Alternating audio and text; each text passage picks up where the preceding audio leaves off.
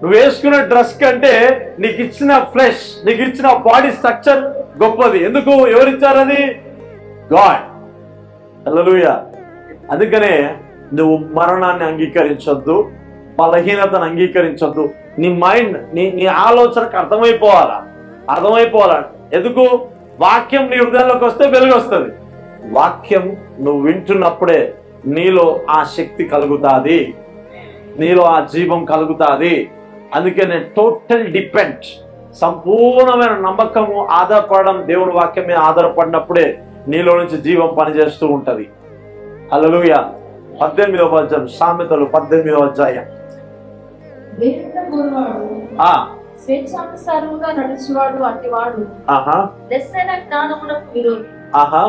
బుద్ధిహీనుడు వివేచనయందు సంతోషింపగా తన అభిప్రాయములను బయలుపరచయందు సంతోషించును. భక్తిహీనుడు రాగానే తిరస్కారము వచ్చును, అవమానము రాగానే వచ్చును. ఇవన్నీ వర్డ్స్, మాటలకు సంబంధించిన సబ్జెక్ట్. ఇది చదవండి. మనుషుని నోటి మాటలు ఎలా ఉంటాయంట? అవి లోతైన మాటలు ఉంటాయి. అందుకే కొంతమంది గొడవ ఎప్పుడు పెట్టుకుంటారంటే, ఫస్ట్ వాళ్ళకి అర్థం కానప్పుడు ఏమనదు అనేస్తారు. తర్వాత వాళ్ళు కూర్చున్న తర్వాత మళ్ళీ ఎందుకో ఆ సంభాషణ గుర్తుకొస్తుంది. అసలు వీడు ఏమని తిట్టిందని పొగిడిందా అది ఒక ఆలోచన వచ్చేస్తుంది. ఆ ఆలోచన వచ్చినప్పుడు మళ్ళీ ఇమ్మీడియట్ గా 1100 ఫోన్ తీసుకొని ఒక రౌండ్ వేసుకుంటావు. అని ఏమన్నావు నువ్వు? అసలుకి అంత మాట ఎట్లా అంటావు నన్ను?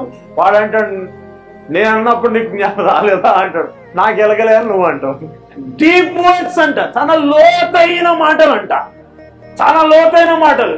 యేసు ప్రభు కూడా పలుకుతున్న మాట వెనుకున్న వారికి తెలుసో తెలియదో నాకు తెలియదు, పాడను పట్టుకోబోతున్న వారికి తెలుసో తెలియదు, కానీ డెత్ నోస్, మరణానికి మాత్రం ఖచ్చితంగా తెలుస్తుంది. చుట్టుపక్కల వారికి లేవు, చిన్నవాడా లేవు అంటే ఎవరికి అర్థమవుతుందా? ఎవరికి అర్థం కాలే, కానీ ఎవరికి అర్థమైంది? గట్టిగా చనిపోయిన వ్యక్తికి అర్థమైంది. అర్థమవుతుందా? నువ్వు మాట్లాడేటప్పుడు కూడా పక్కన వాళ్ళు వీళ్ళు గురించి సబ్జెక్ట్ తీసేసేయి. నువ్వు ఎవరితో మాట్లాడుతున్నావో, ఏ సిచ్యువేషన్తో మాట్లాడుతున్నావో అవి రెస్పాండ్ అవుతాయి. అవిటికి విశ్వాస భాష అర్థమవుతుంది. ఘోరమైన స్థితి ఏంటంటే మనుషులకు అర్థం కాదు, మనుషుల గురించి కాదు, విశ్వాసకు అసలుకే అర్థం కాదు. దేవునికి స్తోత్రం. నా మాట మీకు అర్థమవుతుందా? నేనేం చెప్తున్నాను? నువ్వు ఏదైతే జీవాన్ని పలుకుతున్నావో చుట్టుపక్కల వారికి అర్థం అవ్వాల్సిన పని లేదు.